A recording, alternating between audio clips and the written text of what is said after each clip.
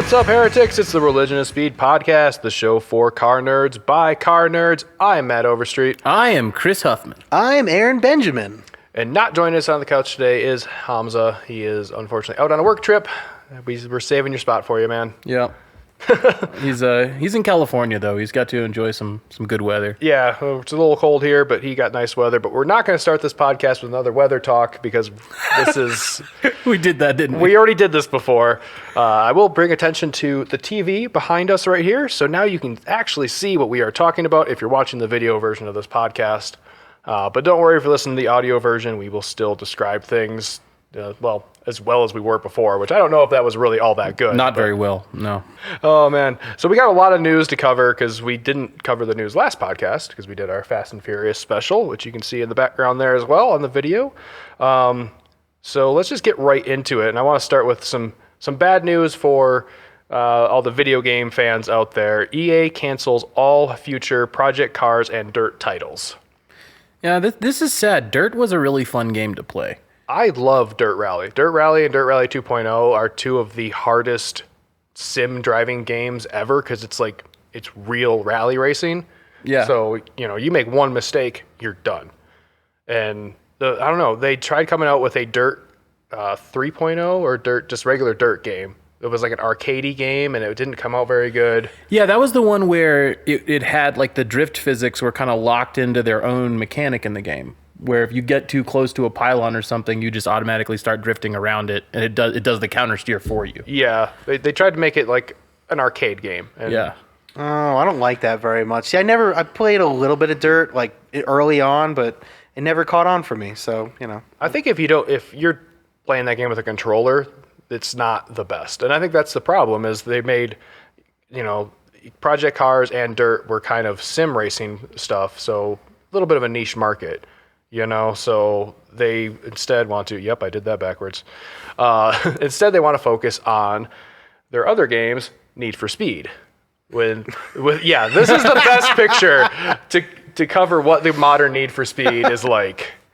Yeah, that looks a lot like Suki's S2000 from the second Fast and Furious. Except is that a Mercury Cougar?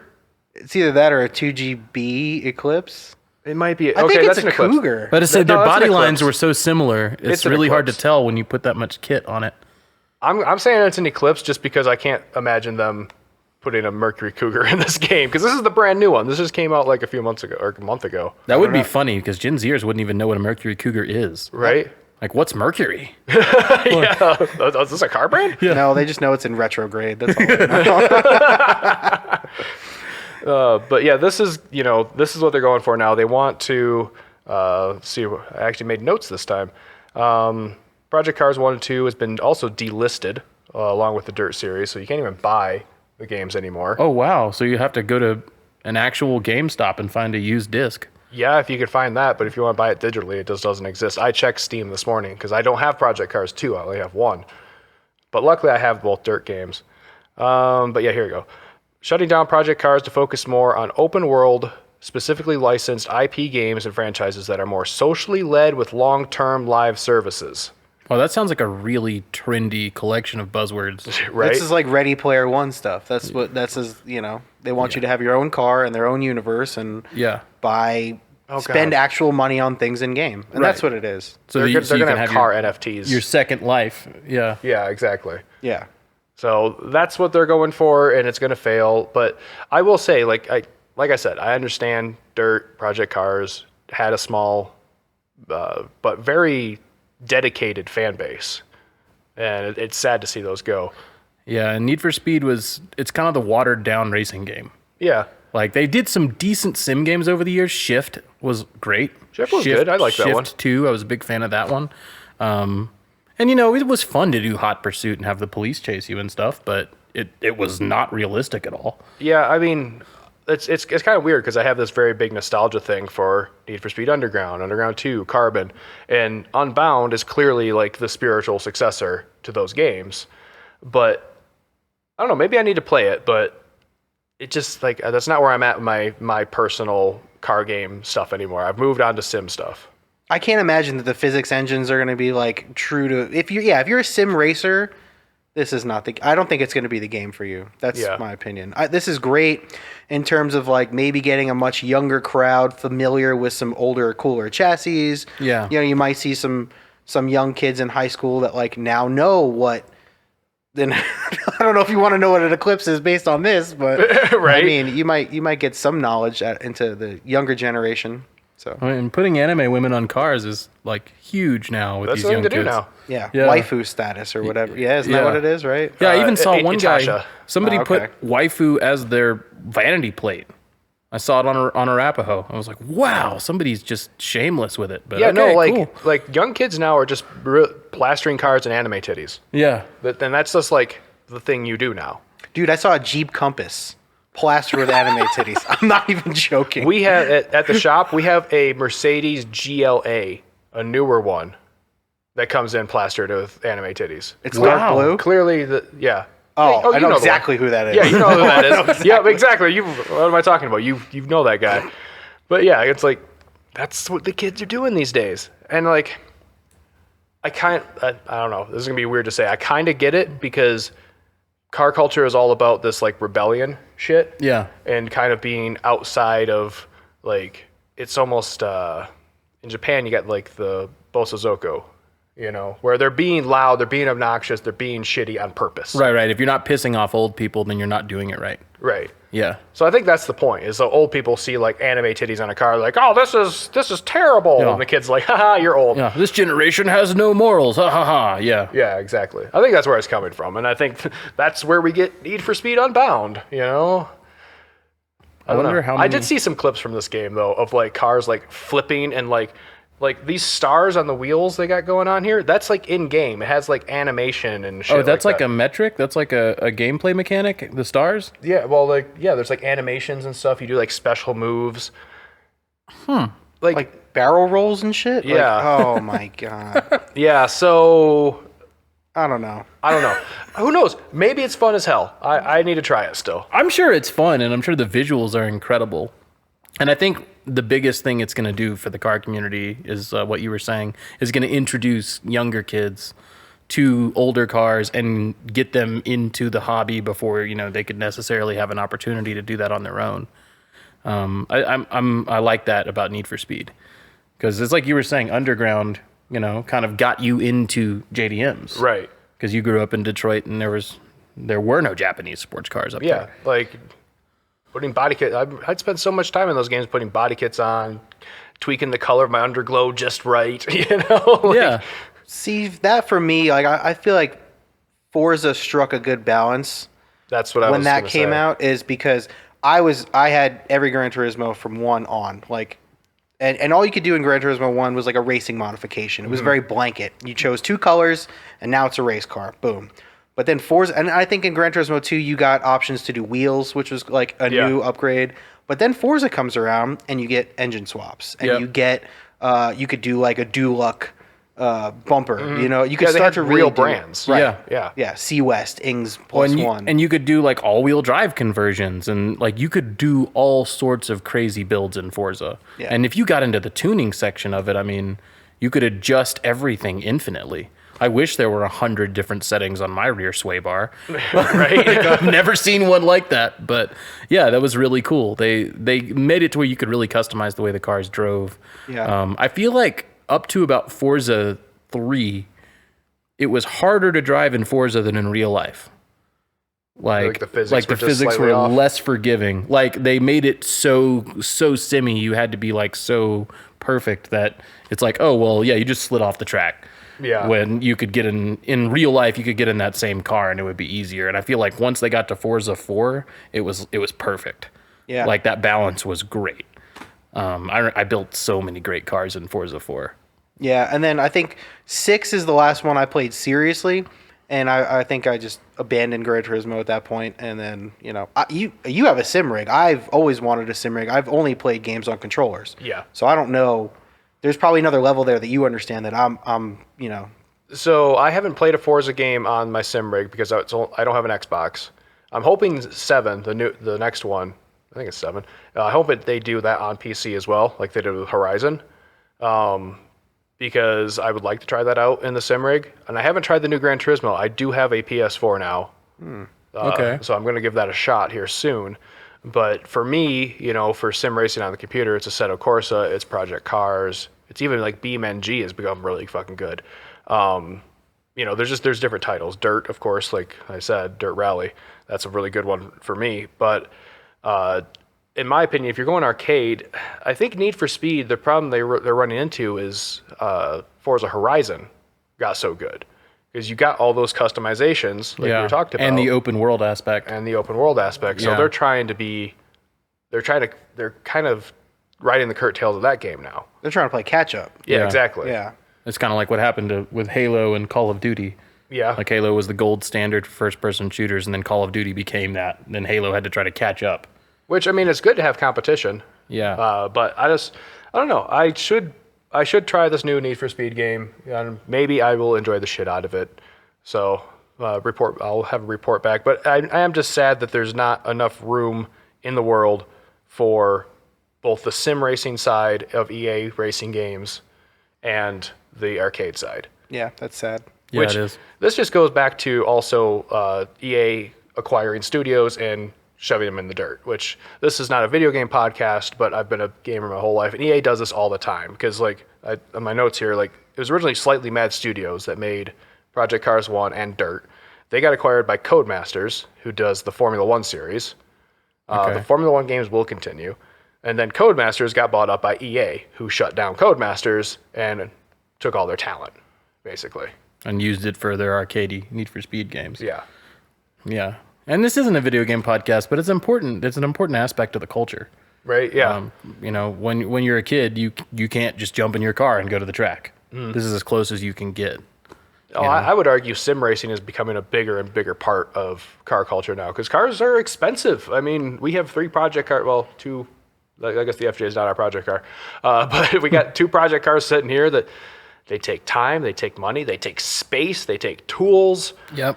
Yeah, know? and then it's beyond that because then you have to actually pay for consumables and go racing and entry fees and Yeah. you think $1,000 for a sim rig is a lot until you buy a bare chassis and then like okay, well Yeah. I've got 15 grand to go plus I have to finance my season. Yeah. So yeah, I think the ability to put in time to learn the physics, to learn how to tune your chassis, understanding what small tweaks in what direction will affect your setup definitely translates.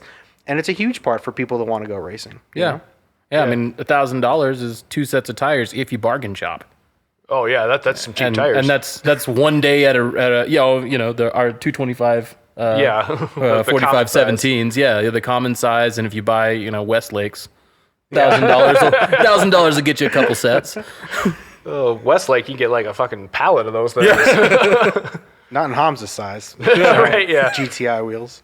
But we were talking man. with, and we'll discuss this mystery project car I'm hinting at in a second here. But we went to go pick up the project. We were speaking with Ryan Dussex. Ryan Dussex. Thank you. My brain farted there. And he was talking about how once he started doing this racing thing more full time, he's like, I didn't realize how much consumables would eat up. Like he said he spent like, what was it, like $4 or $5 grand on a brake set just because this brake set uses pads that are like a 1/2 inch or 3/4 of an inch thick. Oh wow. Yeah. And he's like, I go through one set of brake pads a season now, or Yeah, every couple and- of years. And he said he was spending before that. He was, with a standard set of Brimbos, it was every event pretty much. Yeah. He was having to change his pads. Yeah, and I mean, even if you just do like HPDE or high performance driving event days, if you don't know what that is, even if you're just doing that, you're gonna do probably an oil change. You're probably gonna do things maybe like spark plugs or gas for all that time on the track. Yes. Yeah, Gas to alone. get to the track. Yeah, And then you're going to burn a whole Yeah. tank at the track. Yeah. yeah. Yeah, I mean, thanks, Biden. Hey man, it's 238 around the corner. Yeah, I'm I know. That's what I said. Thanks, Biden. Oh, God. I don't know who we just lost in this podcast, but I think it's everybody. Yeah, maybe. Like his name's Brandon. Damn it. Dark Brandon. Oh, man. So, yeah, I don't know. Like, I like your point, though. Maybe this Need for Speed game pulls in a new generation, and, there are the sim games out there still that they can graduate to. So, Maybe it isn't a bad thing, but I'm still sad to see Dirt go. It's on my bucket list to get one of the original Fast and Furious arcade cabinets. Oh, yeah. For like a basement or a garage. Like that game was super arcadey. It was ridiculous. If you double tap the accelerator, your car did a wheelie. But it was so much fun. It had a little keypad so you could save all your mods. They have those at 1UP downtown. Do they? Yep. Okay. Also, there's Round 1 by me in Lakewood there. It's like Wadsworth and Bowles, I think. Yeah, it's in the mall. Okay. Yeah, in the mall there. Yeah. They have the Initial D arcade games. Oh, that's cool. They Those also were fun. have Maximum Tune. Oh, I didn't see that one. Yeah, and if you like, I have a car. I have a Maximum Tune. Do car. you? Yeah, dude, it has like a 700 horsepower Supra and shit on there. That's awesome. Yeah, but I don't know. We need to make a Yeah, a day of this. Yeah, we need to go Let's to do an arcade. Yeah, let's do a game barcade. day. Yeah, I like that. That sounds like a good time. Yeah, because there's a place. This is super arcadey, but there's a level up on Broadway. They have Mario Kart arcade cabinets with wheels and pedals. That sounds interesting. Yeah, it's pretty cool. It's just straight up Mario Kart. You can throw tortoise shells and everything, but you've got a steering wheel and pedals. Yeah, I don't know if that would translate very well. it's fun. Yeah, I'm sure it is. The drifting still is like faster to drift than it is to corner. Yeah. I guess so one weird thing here, I guess, before we move on, is I just got my ass handed to me in Mario Kart by some friends, right? Because I'm a 64 guy, right? I'm not the newer, but it's Right, and it was on the that Switch. is the Mario Kart. I I'm with you. agree. Double Dash. Really? I like Double Dash. See, I'm not a. It's good because you got the two power ups that you can save one at the same time. Adds a little bit of strategy to the game. Yeah. Yeah, because But- in old school, you had to hold the trigger and you could have your tortoise shell hanging out behind you and then pick up another power up. Yeah. Yeah. Yeah, see, no, this, and he's like, oh, yeah, you can't actually go fast unless you use the brakes. And I was like, what? In a Mario Kart, you have to use the brakes? Yeah. What's happened? I didn't, 64, you don't need it. No, 64, you tap Z, you jump, you turn it sideways, and you drift, and then you somehow go faster. Yeah. I Yeah. haven't played any of them since. Well, I guess I played it on the Wii, but I didn't think it was break. I think you still did the Z hop. Well, you do both, but this will, like, if you drift, if you try to drift and, like, you don't get yourself going, it just slows you down. It's interesting how the physics changed. But Yeah. That is I got my ass interesting. kicked and I felt bad. Because the physics in Mario Kart were always like, not Weird. based on anything. Yeah, just like the you weirdest couldn't be thing. like, well, I understand this, so I can do that. No, you just have to play Mario Kart. Even if you understand racing lines, you're not. Yeah. Like the racing line is not the fast way to go in Mario. right, Kart. but there is a line that is fast, and Yeah. it doesn't make any sense. But there is a fast line. Yeah. Like whoever can cut inside the other person at the latest point in turn Yep. takes the lead, no matter what. Well, I will say, if you do want to take the actual racing line, it will help you on the Nürburgring, just like it did with the Mercedes AMG 1. That was a transition. Oh my God, that was it. nice. I don't know if we talked about this before, but let me get the video going in the background. Oh, there we go. So the audio works. Audio works on Yeah. the TV. That's interesting. Yeah. So the Mercedes AMG 1 did set a new record a while back. This has been a minute. We haven't talked about it. With a 6 minute and 35 second, or 35.183. Wow. That is about 8 seconds faster than any other production car. And it's hard to tell in the video on here, but it was slightly damp and overcast on that and he day. still set the record. Still set the record. Wow. What was the driver? Oh, I probably should have made a note of that. That would have been a good thing to do. Let me see if I can bring that up. We're going to get the sound again. Oh, man, we are just a professional podcast here. It was Maro Engel. Okay. So I don't know what else he's don't done. know who- Yeah. I wonder if Never he's heard a of him. test driver for AMG or something. Clearly he is good. But yeah, top speed of 210 miles an hour on the back straight. Wow. Which is fast, but it's not the fastest. The thing is, this car is so light and has enough power and enough grip and downforce that, I mean, you can go watch the video. It'll be in the show notes on religionspeed.com or just Google it on YouTube, of course. But the way he takes these corners is just impressive. Yeah, it looks like he's barely letting up at all. And I mean, you can see the steering wheel. It's got the yoke Formula One style square or rectangle steering wheel, and it's 90 degrees lock to lock. Like there is no steering lock on this thing. Which makes sense. If you had any more than that with a yoke, it's a death trap. I mean, Mercedes pretty much marketed this thing as a Formula One car for the street. but they did it right. There's been people in the past that have done it before. Yeah. And don't get me wrong, this is still, I think, an extreme car. This is not a GT car. You're not going to take this across Europe in comfort. But it is streetable and yet still insanely fast. It'll be the short jaunt from your house to the racetrack. Right. Because if you bought one of these, you have a lot of money and you live close to a racetrack, hopefully. And you're probably not driving it to the racetrack. It's probably That's true. He You probably just probably lives there. rent or own a garage at the Yeah. racetrack. Yeah. Yeah. This is very like F40-esque. Like a real F1 inspired car for the street. It's streetable, but it's not a street car. You know? Yeah. Yeah, like people always ask me, like, or not like when people learn how to like cars that aren't car people, like, oh, what's your favorite car of all time? I'm like, well, that depends. Yeah. I love the Ferrari F40. That was my like poster car. But I know now in my head that I would love to drive that on track.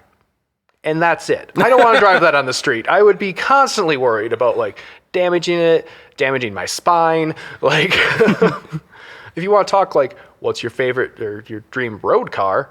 Nissan Stagea. It's a big, comfy wagon with an RB26. Yeah. Skyline wagon. Yeah. And you can haul a bunch of tires with it. Yeah, exactly. Yeah. So That's the dream road car? I still have to go with Hennessy Venom GT for mine. I feel like that's kind of close to this where it's almost impractical. It's super impractical, but it's all. I mean, it's a Lotus, but it's so stretched. I mean, I've heard Matt Farah said you shouldn't drive it without a helmet because it has 1,200 horsepower and it has a roll bar. yeah. So you will hit your head on the roll bar Every time you accelerate. every time you accelerate. Yeah. This is probably so well engineered. I don't know. I feel like this is what I want to see from Mercedes. This makes me happy, you know. Mm-hmm. I'm really really glad that they're like, yeah, you deserve to set a Nürburgring record. You're up there. You're one of the best in Formula One in the world in competitive motorsports. Happy to see them do this. Yeah. Instead of just making like another S-Class with massaging heated seats. And too much power. Yeah. Oof. S-Class might be up there in their dream car list too. S550 with the heated massage seats, And that had radar cruise control in like 2006. which is probably broken by now. Yeah, probably. Definitely broken by now. Almost guaranteed. The bumper's a little misaligned, so Yep. it just slams on the brakes for you. Yeah. Sometimes for no reason. Here's a hot tip for the stance community. You guys want to go ahead and not even bother with lowering your car? Buy an old European car. Big body like an A8 or an S550. They lower themselves over time. Buy an old Land Yeah. Rover. It'll lower itself too. Buy a Lincoln Mark 8. Yeah, the bag suspension will blow out. It'll just. Yeah. Some of those Lincolns though only had rear suspension, so then you just get the East Coast sad. lean going. Got to put a leveling kit on it. What do you think those do around the Nürburgring, huh? Get sideways and minutes. wreck on the carousel. I think somewhere in the 12 to 13 minute range. I'd love to see something with broken bag suspension take the carousel. Just oh man. Well, speaking of fast cars, and unfortunately fast cars that aren't going to exist anymore, are you going to let me go to the next slide? There we go. Flying Miata no longer offers V8 swaps either in DIY or turnkey kits. This makes me very sad because I've brought this car up a lot. I love the V8 Indy, and these guys are local in Colorado. They're down in Grand Junction, and they are just some of the nicest people. You can drive up to their place in the middle of nowhere, and they'll just like, oh, you want a tour? And you, like when I went there, they even gave me a giant Flying Miata windshield banner and everything. And it's sad because I saw the car that their demo car, Indy is what they call it, INDY, because he's an Indy with a V8. And Can we apparently, insert a badoomch in there real quick? Oh, for sure. Okay, thanks. but yeah, it's really sad. I'm not surprised it sold for $100,000 on Bring a Trailer. I just, yeah. Yeah, ND Miata, 100 grand. Yeah. Wow. Which, I mean, brand new, if you wanted to buy one of these from them, their turnkey swap was about $50K. And you had to buy the Miata on top of that. And then wait. Yeah. Yeah. So, But yeah, they that do it math all. works. It's warranty. I'd pay the markup, I guess. I mean, especially because now that's a collector's item. Because the Smoking Tire reviewed that car. A lot of high end, a lot of car reviewers that have more money and access than we do have been in that specific one. Yeah. But this is all because of essentially EPA tuning software regulations, things like that they're afraid of. Yeah. Yeah. So nobody's cracked down on them yet. But in their press statement, they said there are questions about the federal legality of the conversions, and we have limited resources to build cars and do R&D. So I think it's just like they've seen the writing on the wall. They've seen other companies getting fined. Yeah. And they're especially here. Especially here. Yeah. And they're like, you know what? We can't afford to stay in business if we get these fines. Yeah. So it's better to just cut our losses and keep doing the emission legal turbo kits and stuff like that they do. Yeah. And they even say in their press release, they point you towards V8 Roadsters, who still makes kits, so you can still do it yourself. And then, it's their problem now. It's and they even with that press car, I mean, there was a lot of other development they did on it that you can still take advantage of. Yeah. The Fox Racing, they worked with Fox Racing to build coilovers that maximize suspension travel. So it's greater travel than stock, and the car sits lower. They work with Willwood to build brake calipers for them that have the same surface area of, like, the multiple pistons added up still have the same surface area as the single piston that come with the car, so that they don't have to change out the master cylinder, so that it's a plug-and-play kit. That is the thing most people don't think about when they do big brake upgrades, is you start changing your piston sizes and all of a sudden, my brake pedal feels weird. And it's like, well, yeah, your ratios are completely different. That just looks like it belongs in a Miata, though, and Right, that's what's so cool. Yeah, their kits were just so clean. I mean, the fact that they still use the Corvette intake, the snorkel that goes to the bumper there, it's like, it looks factory. The only thing I did notice is that strut bar is not bolted down. Oh, is that just for the photo? For this press picture, they did not bolt that down. There is no... But, I mean, whatever. That's just a weird little mechanic eyesight thing that I caught. It's so weird how you notice those things now. Like, I'm just expect everything... Oh, wait, that's not right. It's like, well, that's unsafe. Yeah. We can't let that go. And I'm pretty sure they run the differential from the GTO. You could get steel or carbon fiber drive shafts from Drive Shaft Shop. Which one thing I didn't know is the carbon fiber drive shafts actually have just a little bit of flex to them. And they were saying that the cars actually have a smoother ride if you opt for the carbon fiber upgrade. And so it kind of works like a Guibo. Yeah. Like a little absorbing. Little drive shaft flex disc. Yeah. Huh. That's interesting. Because you always imagine carbon fiber to be like ultra stiff. Right, that's what I thought. But apparently their customers that bought the carbon fiber ones were saying that the car drove better than with the steel. Huh, I guess at the end of the day, they're woven fibers. Yeah. I don't know. I would think the epoxy would make it, like, usually that epoxy does not like to any give. Yeah. But I don't know. That kind of makes sense too, because it's a long tube. Yeah. So. If it's gonna flex, that's how it's gonna flex. Right. And you're gonna flex if you have one of these Miatas. Oh yeah, that's a big flex now, because you can't get them anymore. Yeah, and so now that answers the question, because I posed that: would you buy the Flying Miata V8 or the Backdraft Cobra? Now the Backdraft Cobra is cheaper. Yeah, because they still make them. Yeah. Yeah, these are just going to go up in price. I did notice in this picture also, I think this thing still has AC. Wow, with the V8. Which, that's impressive. Yeah, it is. I'm pretty sure this little valve down to the left of the engine there, I'm pretty sure that's a pressure sensor for the AC. But that's pretty awesome. That's to your point of, like, these things just looked like they were from the factory, and, like, it was a complete car. It wasn't some bullshit backyard swap.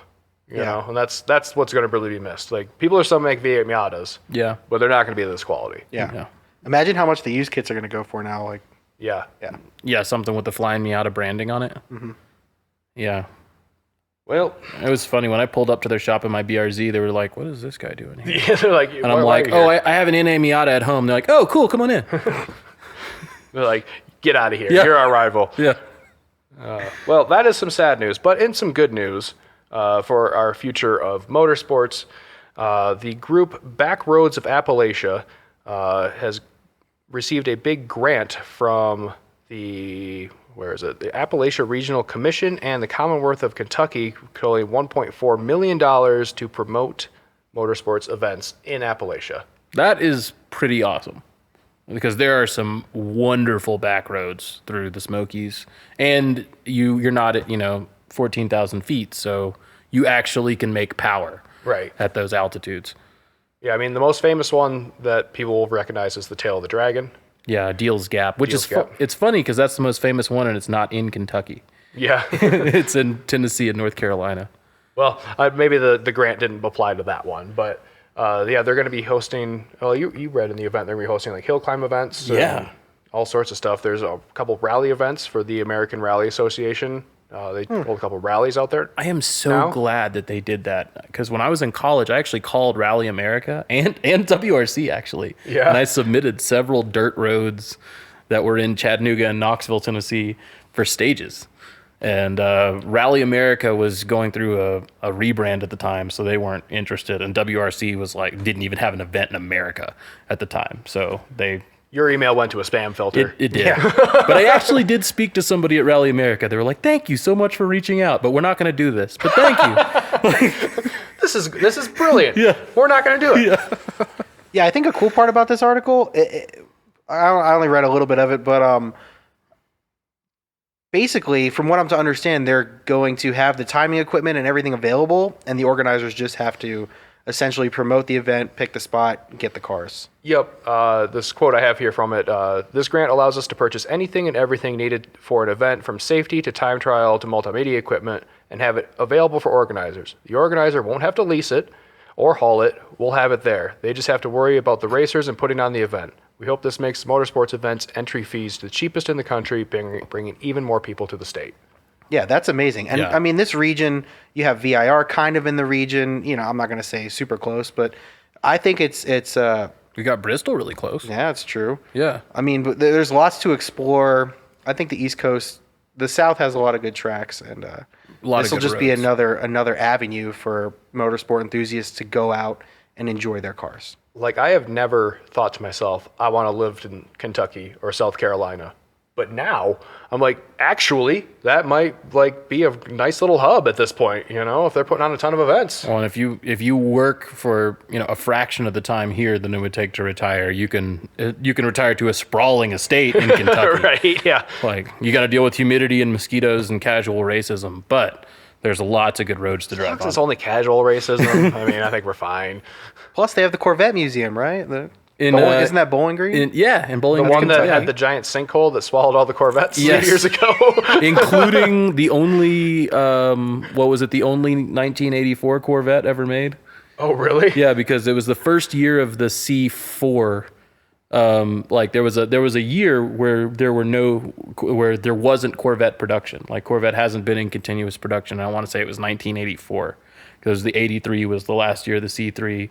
85 was the gap. first production year of the C4. But they made one 84 concept. And I believe that was the only 84 concept, 84 C4 in existence. And I think it got swallowed in that sinkhole. Well, at least it was the worst Corvette. Yeah. Well, you say that, but that kind of moves us on to our next story. Although I do want to take a brief aside. If you do go to the Tail of the Dragon, don't be this guy in the Genesis coupe that is flying off of the road into the trees. Killboy, which is a photographer that lives in the area, takes a bunch of pictures, caught this thing just before the airbags deployed, basically. I will say I've driven Deals Gap a few times in a few different vehicles, and it's a lot easier to do that than you might think. Especially in the fall, which this looks like the fall. There were probably a lot of wet leaves on the road that day. Yeah. In defense of Mr. Genesis Coupe, he might have still been being an idiot, but I don't know. He put the KDM Genesis badge on the back, and every time I see that, I'm like, you're a racer. Oh, this is the 3.6 too. You can just barely see it, or 3.8 liter. Yeah, I should have watched the initial D. That battle where Takumi uses the leaves to his advantage. Yeah. Yeah. Yep. That's what he was trying to do. Yeah. But anyways, back to my point. The worst Corvette is going to be the next Corvette, because it's going to be an SUV. awesome. Corvette to launch as a brand in 2025 with a 4-door and an SUV. So when Ford did this with the Mustang, I viewed it as a step backwards. Big. But GM apparently sees it as progress. So it was actually years ago. This article I took. This is just a render, of course. Renders are not news, but this is proves our point that this was taken a couple years ago. Bob Lutz, who used to be in charge of GM, Yeah. he's not anymore, but he was like, no, if I was in charge, I would make Corvette a brand and build an SUV. And I guess he still has some pull in the company because that's exactly what they're doing. This is terrible. This is terrible. Flat out. Like, This goes up there with Ferrari SUV being trash, Mustang. hey, all of y'all were like geeking over the Ferrari SUV. I didn't have a mic for that episode, and I hated it. I was steaming. I was sitting in the corner just stewing about how terrible it was. But at least the Ferrari SUV is a Ferrari, and then this brand is this name is an SUV. They didn't say we made a new Enzo and it's an SUV. Like, they're calling that a Corvette, and that sucks. Like, I don't. That's not a Corvette, and the Mach-E is not a Mustang. No, that's a Blazer. Yeah, That's rendered. That's with a Blazer. That's Actually, the I new think Blazer. that may have been a Blazer at first before they rendered the Corvette It front end on it. definitely is. Look at the windows. Yeah, you're right. Yeah, Yeah, look at it's got all the C7 angles and everything. Yeah, I mean, it's not a good render, but it just, like, I feel like this is just proves my point of it's not going to be good. Yeah. It belongs in the water behind it. It belongs in the sinkhole. Yeah, you're right. I take an 84 Corvette over that. Oh, God. But yeah, because we have the electric Corvette coming up, which I am actually not that opposed to it. As 'cause long as it's a sports car. Right, I do want Yeah. to see them expand EV and do sports cars more and see what they can do with it. 'Cause Yeah. I think it could be good. But yeah, the 4-door coupe that they're going to be coming out with and the SUV, I just don't. No. And the sad part is they're going to sell like hotcakes. They really are. Yeah. Because- And that's. Yeah, sorry, go ahead. No, you go ahead. Well, it's like, so I know that there's a bunch of dads out there who are like, I bought a Mustang, and then you go out and it's a Mach-E in the driveway. It's like, you didn't buy a Mustang. Right, You yeah. bought an SUV. And there's nothing wrong with an electric SUV. I think Honestly, it's neat. I like the Just Mach-E. don't put the little prancing horse on it. Right. I don't want to see that. Like, it's not a Mustang. Yeah, we understand this is progress. It's the future. Everything's going to be a CUV or whatever, Right. or some sort of utilitarian electric assisted or fully powered vehicle. But like, I think you need to leave the Legends alone, man. Thank you. Just leave the Legends alone. No Mustang, no Corvette, no Ferrari. Yeah. The Urus is even like, all right, I guess you got away with it to me. But again, at least it's a Urus. It's Look at the not. price It's not tag a on that. Huracan SUV. Yeah, but even look at the price. Like for that, I was like, oh, for that, I would buy I don't know. What do they go a for? fucking Land Cruiser and a Porsche. You know, Right. like Why do you need one that does? I'll buy an SUV and a sports car for Yeah. that. the right one of both? Right. The Yeah. ones that are supposed to. It's yeah. the jack of all trades, master of none. Yeah. Yeah. You know? Yeah. Yeah, I'd and rather and have- it's got a lot of. It's like an Audi Q7 in a lot of ways, right? Oh, yeah. It's all Audi. It's totally an Audi yeah, Q7. Yeah. underside. Just like this is a Blazer. Right. But, okay, hear me out. They brought back the Blazer recently. You know, what if they just, scrap that. We're going to call our little SUV something else. Right. And then they bring back an electric sports truck called the Blazer, blazing new trails. I'm fine with that. That falls more in line with the Lightning thing. Yeah. That I'm fine with. Right, exactly. You know? You wouldn't piss off anybody. You'd still get people that are like, oh, I remember the Blazer. Oh, this is like a sport SUV now. This is really cool. Yeah. You know? Yeah, adapt it from what it was. You know, keep it in the same family of what it was. That's it. To Well, me. and now Yeah. we're going to run into issues like Mustang brand's already going to run into it because you have the Mustang, Right. Because there's still a sports car Mustang. right, and then the Mach-E, and then whatever else they do. Like, what's this going to be? So we're going to have the Corvette. Yeah. We're going to have Corvette 4-door or Corvette, like... Corvette you're- Estate. So you're going to have, like, Corvette. Yeah. It's You're gonna gross, have right? the Corvette whatever, the Corvette car or sedan. You're going to have the Corvette, like, you're making it both the brand and the name of the car. Yeah. And that's confusing. It is. Yeah, and it's even if the Corvette became its own brand and they just said that this was a Corvette Blazer, like Corvette Right. brand Blazer name. I still That's better than this though. I don't know. I just don't like I'm that. still not on board with it. It's the same. It's like you're taking something that is clear that the Corvette is the American sports car. Yeah. sports car. Right. Period. GM got it right when they had a great Corvette and a CTSV. They got it right when they had big V8 power plants in other things. You want to build a Z, not a Z28, but like you want to build a special Blazer with a big supercharged V8. I'm here for that. You know, Trailblazer SS. There you go. Yeah. They had a Trailblazer SS. They did, yeah. Yeah, go up against the Trackhawk. Why are we not going down that road again? Make it all-wheel drive. Make it a hybrid, but give it its own name. Yes. Don't make it a Corvette. Because what they're trying to do is cash in on the brand recognition from these sports cars. Yep. Because these sports cars, even though a lot of people didn't buy them, they're well known. It's like what Mitsubishi tried to do with the Eclipse Cross. Terrible. I don't even know if Mitsubishi did that. Like, who at the Eclipse was so far gone. Yeah. That normal people didn't remember the Eclipse name. Yeah, because when did the last generation, the 4th gen Eclipse, go away? I couldn't even tell you. Because honestly, that one was really pretty. I think that was one of the better looking Eclipses. Really? It was just a big bubble. I can't remember but compare it to the 3rd one. I'd rather have a 3rd gen than the 4th gen. Really? Yeah. The 4th gen, it came with a GT model. There was a V6, just like the 3rd gen. It was single overhead cam with a cast iron block, so it wasn't like amazing, but it was still a V6. It was still front wheel drive. I really like the way the 4th gens looked, and it came in this burnt orange color. You don't like it? No, I liked it. 100% opposed. I rather have the 3rd gen at least would look kind of good lowered on some nice wheels. This guy also likes the STI that I hate. So yeah, but so do I. Yeah, but it's a hatch.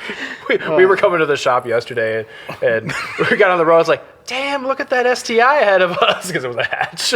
Nice. You guys carpooled up and saw it? Well, we made a Walmart run to get some floor dry, because your 240 is leaking all over the floor. Yeah, that's what happens when you strip the drain plug, and then I could not drain the transmission. So I thought we had it drained, but it decided to drain some more after we left. Every time I think it's empty, more cat piss comes out of that thing. But wait, there's more. It's the Billy Mays of transmission fluid. I should have transfer pumped it out through the intake. I knew that seemed excessive, but next time, if I can't get the drain plug out, that's what I'm going to do. I've got them over there. Transfer pumps? Yeah. Oh, nice. There's like 2 of them. Good to know. Yeah. All right. Enough shop talk for now. I want to move on from this infuriating story to another infuriating story. Even though these aren't necessarily cars we care about, the new Mercedes EQ, whatever they're called, EQ, so SEQ, their practices they're doing are atrocious. Mercedes locks faster acceleration behind a $1,200 annual paywall. No! What? Yep. You have to subscribe to get that 0 to 60 time? So the $1,200 yearly subscription improves performance by boosting output from the motors by 20 to 24%, increasing torque and shaving about a second off the 0 to 60 acceleration in dynamic mode. And obviously, the car has the hardware to do this all the time. Yes, upcoming acceleration increase add-on that lets drivers pay to access motor performance their vehicle already is capable of. Oh my God, this is a dark timeline. This goes back to our first story. The BMW heated seat ones. No, or no, the Toyota. EA. We were talking about video games earlier. Oh, you're right. EA wanted to charge you. They want you to buy a product and keep buying it. Right. Yeah. Everybody is jumping on that. We use, audio software and video software, and there's a reason I don't use Adobe anymore, because they went to this. They want you to keep paying There's a reason this slideshow isn't on PowerPoint. Right. This is on Google Slides, which is probably going to go away in a year when Google decides to trash it. But that's a different fucking problem. But everything is going to this subscription model. Living, period, is going to start costing money. Yeah. You can't own anything. Yeah. You will own nothing in the future. God, that is horrific. This is called the SEQ. EQS. Sex. Mercedes. Yeah, sex. so if there's 2 of them, it's the sex. Oh, God. No, this is just so bad. So you have to pay for sex every month. Oh, God. I mean, this is a real problem in some way. This is honestly a real problem, because this is even like freemium gaming, like on our phones. And I think that's probably where they started to see success.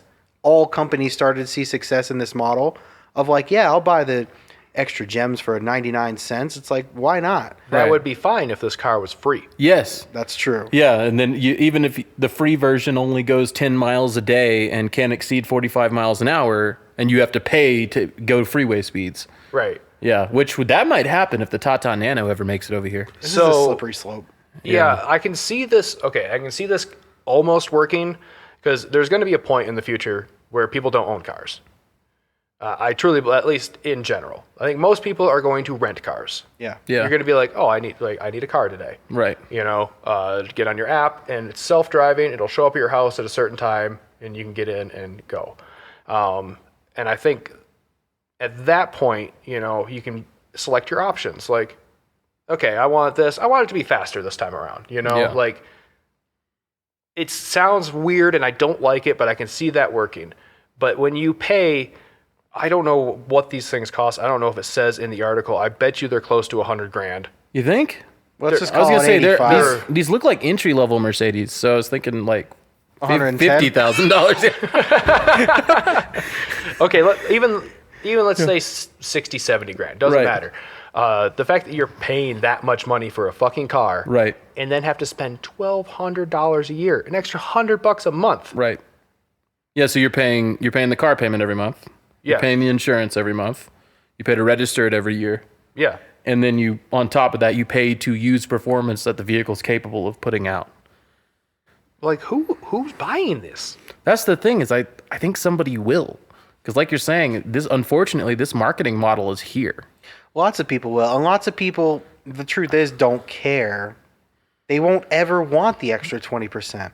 And so that's going to allow companies to continue to do things like this. So they're just going to rely on the whales, the ones that buy it and want to like boast about, oh, I have the faster EQS. Well, and if you buy now and you use our dealer financing, then you get a year free trial of ludicrous mode. Yeah. And then you're used to that for a year, and on the 13th month you're like, why does my car suck? And it's like, oh, pay an extra $1,200 so you can accelerate. I mean, freemium games have been doing this for a long time. When you start out with these games, you'll play it for probably 2-3 hours. Yeah. And they'll give you everything you want. Look, just play this game. And all of a sudden, things are going to be harder and harder to come by. Yep. And at that point, you're like, fine, I'll give you an extra few bucks, you know? Yeah. So, yeah, I can see that being the way it goes. They're playing psychological tricks, basically, to get this to happen. Well, and I mean, people are willing to do that. Car companies are really good at that. But this article does point out that global car sales are down. And so manufacturers are trying to make ways to keep making money off top of the sales, which I feel like this is, so when you're running a business, and don't get me wrong, I've never ran a business myself. This is the closest I've gotten to running a business, and we're not making any money, so maybe I'm not the best person to be saying So it's anything. like a startup. Yeah, exactly. There you go. That's a car joke, too. A startup. But from what I understand is like, if you do start a business, once you start, like if you're going to start off making some money, and things are going to decline. And there's two things you can do. You can reinvest and really try to bring customers in, or you could start cutting costs. And once you start cutting costs, you're just going to keep doing that. Yeah. Because you start cutting costs, and you're going to keep this downward spiral thing going. And I think what the car manufacturers are running into is something kind of similar, where they're getting less and less people buying their cars. So instead of making cars that are more affordable to people, because that's the big issue right now is affordability. Yeah. They're instead going upmarket to the people who have money, which is a smaller market. And they're just keeping doing this until cars are just so expensive that only rich people own cars and poor people just get hand-me-downs. So this is going to be like, this is mirroring the housing market then. Yeah, basically. Because nobody's building Very affordable similar. family homes. Yeah. They're building, McMansions. Yep. You'll either rent a car on Turo, or you'll have enough money to buy the car and rent it out on Turo. You'll pay $2,000 a month for rent, or you'll be able to afford a mortgage on $1 million mansion. Yeah. And part of that, the global sales are down, and that's still part of COVID recovery, and there being the microchip shortage. And during all that, they figured out they can make just as much money or more money selling fewer units at a better markup. Mm-hmm. Yeah, that's the other thing. Global car sales are down because you go to a dealer and they're charging $20,000 markup on a Corolla. Right. Yeah, they're charging $60,000 on a Z. Yeah. Like, I think dealer markup might kill the new Z. That would be sad, because it is a reasonably affordable car for what you get. It's cheaper than the Supra, at least it should be. Mm-hmm. Let's move on to some surprisingly good news. The next gen Prius is pretty fucking cool, That is a good looking Prius. right? Granted, and I said this before, a good looking Prius is a low bar for an aesthetic accomplishment. Yeah, but I'd argue this looks better than a lot of cars on the road right now. Kind of reminds me of the CRZ. Yeah, it's a little CRZ. There's a little Volt. There's, I mean, of course, the Volt kind of copied the Prius, but like, I don't know. This looks good. I like it. And it's actually kind of quick. The standard model comes with all-wheel drive and either 194 to 196 horsepower. Don't know why there's a discrepancy of 2 horsepower there. And then the Prime model, which is front-wheel drive only, comes with 220 horsepower. Wow. That probably boogies, man. Did they give a torque rating? Because that electric torque is what makes these things fun. They did not give a torque rating, unfortunately. But I'm sure it makes a lot of gobs of torque at low end. Because even the current Prius does that. Yeah, 0 to 30. They're a lot of fun. Yeah, exactly. Yeah. Which is kind of what if you're living in a city, that's where you're driving most of the time. It'll let you, rabbit ahead of all the Jeeps that are out here. Right? So you can make your turn. I loved my Prius. Best $3,800 I ever spent on a used car. Honestly, bought it wanting to hate it, wound up loving it, and this makes me happy. This looks great. It's gonna be quick. I mean, yeah. Here, Toyota does it again. Right? Well, Toyota had a lot of catch up to play because they were the first ones in the hybrid electric sphere, and they fell so far behind. Yeah. I mean, what is that little SUV they got now? The IB4NTX7, whatever the fuck it is. Yeah, that one. I remember covering this, and I still don't remember the name. Yeah, and they're not selling any of them because, they had a recall where all the wheels were falling off of them. What? Yeah. The hub assemblies were breaking, or? No, the lug nuts were coming off.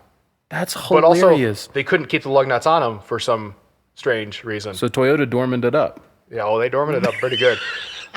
That, my friend, is a callback. Jesus Christ, that's like 10, 15 podcasts ago callback.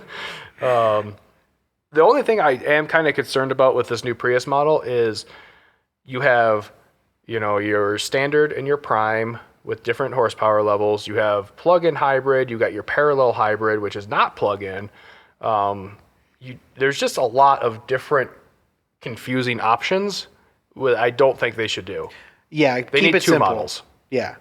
What, Yeah, a just like a plug-in hybrid premium and and a a regular? yeah. Yeah. Or even plug-in, non-plug-in, and then like premium and regular that's okay. Of each one of Yeah. those. Yeah. Yeah. Because is there an EV, a full EV version of it? No, Or they're all hybrids. they are not focusing on range, Okay. pure EV range, but they still get like 50 miles pure EV, which is Wow. for most people all you need. And then you have the gasoline motor on board Yeah. for those long trips. In my opinion, this makes way more sense than like a pure electric car at this current time with our current infrastructure. Yeah. Yeah. Yeah, it makes the most sense. Because you could really- take this down to New Mexico, you could bring it back up, Yeah, you take this across country. and you don't have to stop for 2 hours. You to could charge take this it. one all the way to Old Mexico. Oh, You don't have to worry about plugging it in, or regular Mexico. That's I don't know true. what we want to You call don't have it. to- regular Just Mexico. Mexico. That sounds mean. Go, Just go, Mexico? go down to just Mexico, and then why aren't there any Electrify America stations here? You can find all the 1320 video guys down there, though. No, Oh yeah, they're totally in Mexico. they're in Mexico. The cops totally buy that, It's still my favorite little gimmick. right? I am gonna start calling it Old Mexico now.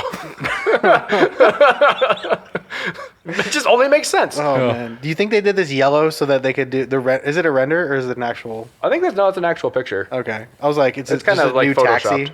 Yeah. Oh yeah. Exactly. Ooh, that would be cool. They're playing into the taxi thing already. Was it Toyota that designed the taxi van for New York? I think they Or did was the it original Honda? checker cab. No, I'm kidding. Definitely wasn't Ford. Okay, the Yeah. checker cab story is something I actually want to talk about at some point because Checker was they made their own cars. Those weren't made by anybody else. Checker made those cars. Wow. Yeah. I didn't like the original checker cabs. Yeah. Wow. It's such a weird little story, but not anything I know quite enough about to go into at this point. But They stayed in business so long playing chess. that was our competition. And then Uber Chess stepped cars. in and checkmated them. I like this. All right, we got one more story to talk about. End on a high note. The 500 real note in Cambodia has a juke on it. That's so funny. Of all the Nissans to pick, too, they pick Frogger. Out of all the cars in the world to pick, they put a Juke on their money.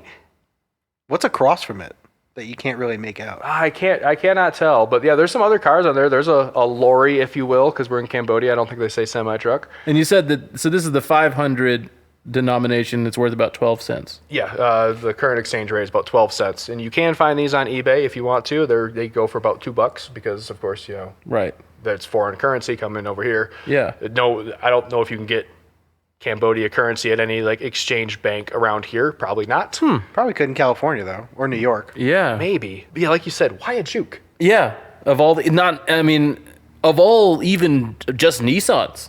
Right. There were better Nissans to pick. Put a Z on it. Yeah, put a Z on it. Put a GTR on it.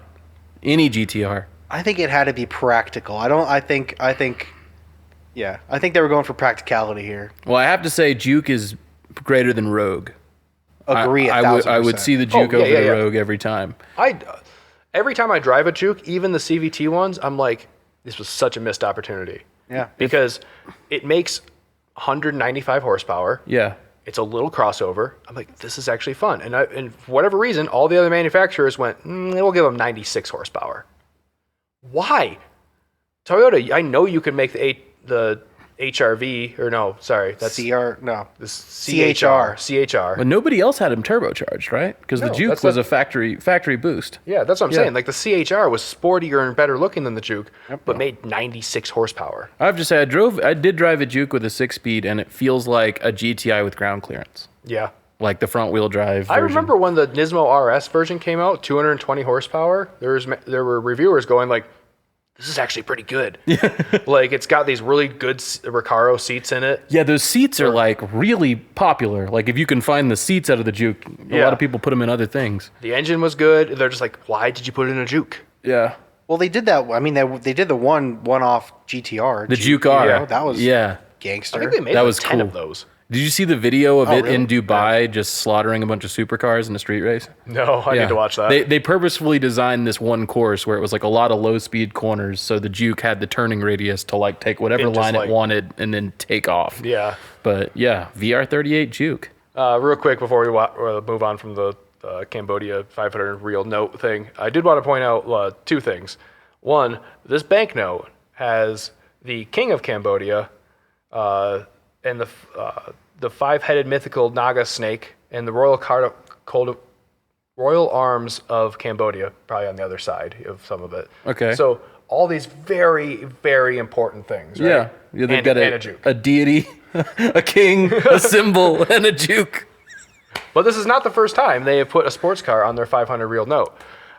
This is their old one, which has some, of course, as usual, you can find all of this at religionspeed.com on the show notes, has some sort of like generic sports car. Almost looks like an MR2 almost. I was going to say like Dodge Stealth or 3000 GT. Yeah, like a Stereon almost, like a Mitsubishi Stereon. Yeah. I don't see Starion, Just the long hood. Well, it's got like Porsche headlights, but right? so like this middle back end, you don't see like a little MR2 back here? Maybe a little box. Maybe the SW20 a little bit. Yeah. I think it's in the new Need for Speed game. Yeah. There should put some stars on the wheels. Oh, man. Let's see if I can do this real quick. And back to our logo. Hey, look Rewind. at that. Whoop. All right. So that does it for our news today. I just want to talk about one more thing before we close it out. We have a new project car. And it is a cursed project car because it is an RX-8. And every RX-8 is cursed. Is that true? With a rotary. Oh. I mean, this rotary's still got some life in it, apparently, though. Yeah, shockingly enough, me and Aaron were here at the shop yesterday and playing around with it. And I can't remember why we decided to try to start it. But we tried, and it fired right up. Yeah. Well, you were talking about, because I think you had the battery connected, and you were charging it just to, like, move the seat, I think was the original goal. Oh, yeah. And then kind of mess with some interior stuff. And I was like, well, have you tried to turn the key? And you're like, no. Like, well, fuck it, let's do it. Yeah, might as well give it a shot. And it only took like 2 seconds and it started right up. Yeah. Got compression right away. But I will say, I think at this point the plan is, and hopefully there'll be a video out on this here soon, but if not, I'll just tell you now. The plan is at this point to probably try to get the Renesis engine going. I don't want to put too much money or time into it, but the car came with a shit ton of extra parts, so I want to see if we can get this running and play around with it. Ultimate goal, though, is K-swap. This is going to a 4-cylinder Honda motor because the main goal of this car is I wanted a fun track toy that is reliable, that we can go beat the shit out of, just do lap after lap after lap, don't have to worry about it.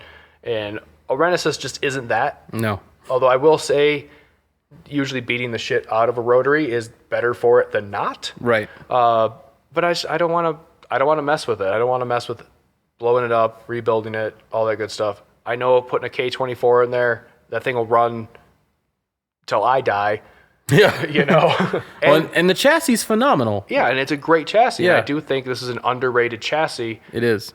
Just because of the engine. Right. Yeah. Nobody drove them. People will just dismiss the RX-8 out of hand because of the Renesis. Right. But the fact is, when you have this thing dynamic on the track, if you get it sideways, when you have it at the limit, this is a very fun car. I mean, it's a long boy Miata. Yeah. It's exactly what it is. It's actually a slightly longer wheelbase than your 240, we found out. Right. Yeah, which I was surprised because it feels similar, like when it starts to slide out. But They seem very similar size, too. Yeah, they use these they used to, I should say, because Skip Barber's gone. But they used to use these for skid pad training at Skip Barber. Yeah. Because it was easy to hold the angle and slide it around the track. So I'm hoping by swapping in a K24, K24 is all aluminum. It's a pretty light engine. Going to be a little heavier and a little farther forward than the rotary for sure. But I don't think it's going to throw the balance off too much. I'm going to do my best to try to keep it as close to the 50-50 perfect weight distribution that Mazda gave this chassis. And yeah, we'll see how it goes. But who knows? Maybe I'll run it with the Renesis for a while. Maybe it runs great and we just keep playing with it. It is funny that switching, because the Renesis has a cast iron housing, right? I think these are actually aluminum on this. Oh, on the all Renesis. aluminum? Okay. The 13B, it weighs a lot more than the Renesis, and I think the 13B had cast iron, like, center sections. Okay. I could be wrong. I'm definitely not a rotary expert. It took me forever to figure out what the oil metering pump was that was sitting over there. I was like, what is this thing? Well, because the last rotary you had was carbureted, wasn't it? Yeah. It was a completely different, like, even the oil metering pump system on that was completely different than the Renesis. This is a much advanced system.